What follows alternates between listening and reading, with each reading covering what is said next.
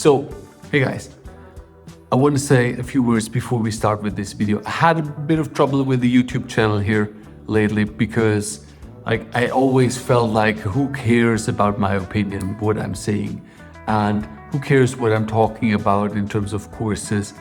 And I wanted to prepare everything really well and do these point A to point B videos. But I realized I'm not going to do that.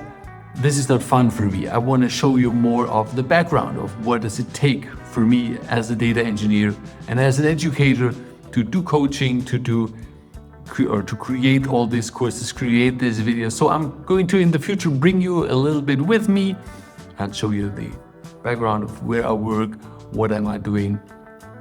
And I hope you like this change. So expect a lot more videos now than just once a month or so. So have fun with this video. Now we're going to get into the actual topic.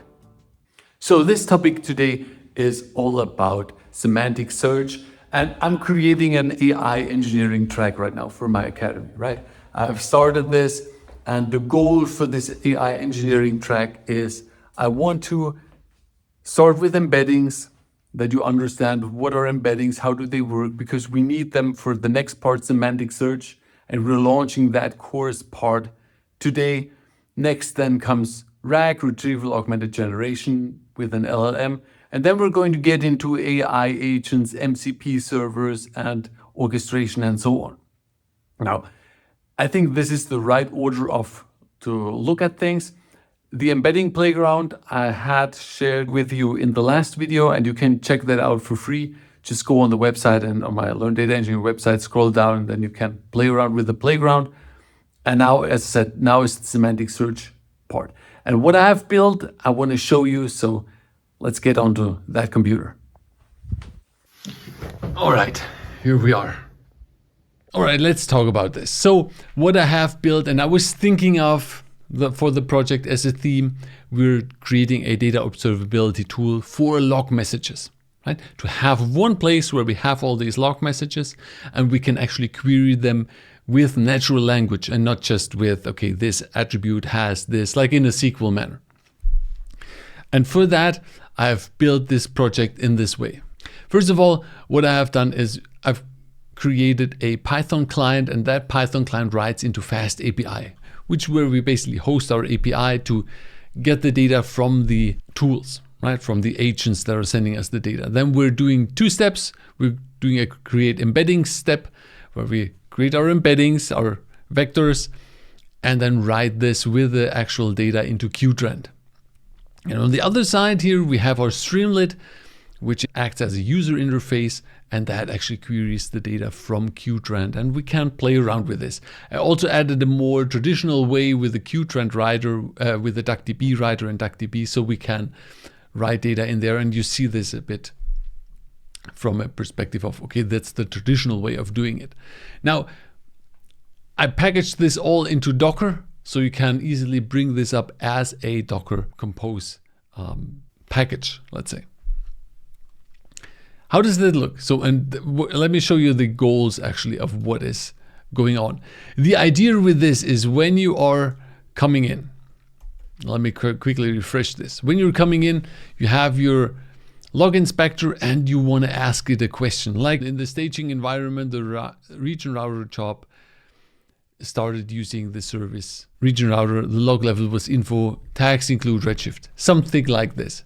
I know this is already a bit organized, but yeah. So this is basically what you can ask. And then you ask qdrant, and qdrant then is going to give you some information what it has done, and it's going to retrieve you the actual messages that are similar to this, right? So our first message here with the score of 0.776, which is quite good, has the service region router here, right? The job name, region router, has the info level, and it's also, when we look at the tags, that is Redshift here, right?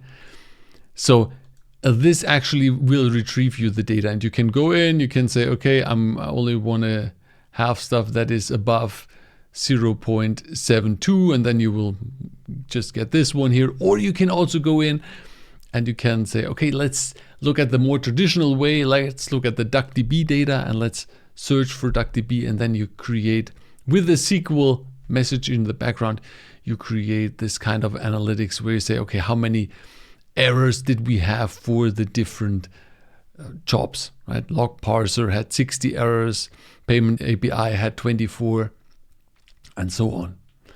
And that's the whole basis of this. And of course, as I said, when you look at this, create the embeddings. This is one of the big parts to actually be able to store data in qdrant and then be able to retrieve it via a natural language query. Of course, we could go even more natural language here. We could say, here, show me where level is info, job is region, router, environment, staging with text redshift, and then you can query. And depending on the actual, there's actually not data in for this. And the actual, why doesn't it show something here? Doesn't matter. The actual data will then get retrieved, and then you can see the results. And of course, the next step is then to actually feed this into an LLM. So the LLM actually prepares the result for you, and then you can talk with the LLM and so on. And I already created this project. This project then is going to be with where we have PDF files. We're writing these with Python into Elasticsearch, and we're basically indexing them, embedding them, or creating the embeddings. We can look at the data with Kibana, but also we are going to have another Streamlit dashboard.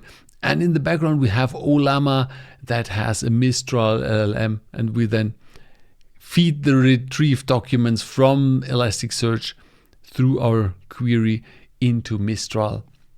And Mistral is going to prepare us the results.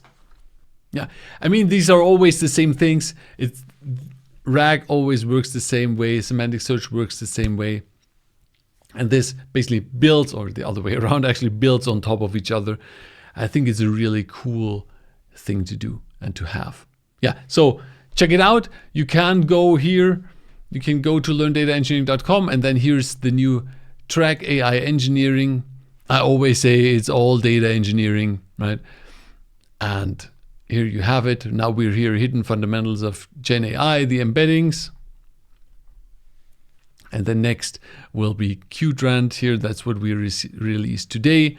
Semantic search. And then the next is RAG. And I'm already working on this. This is already done.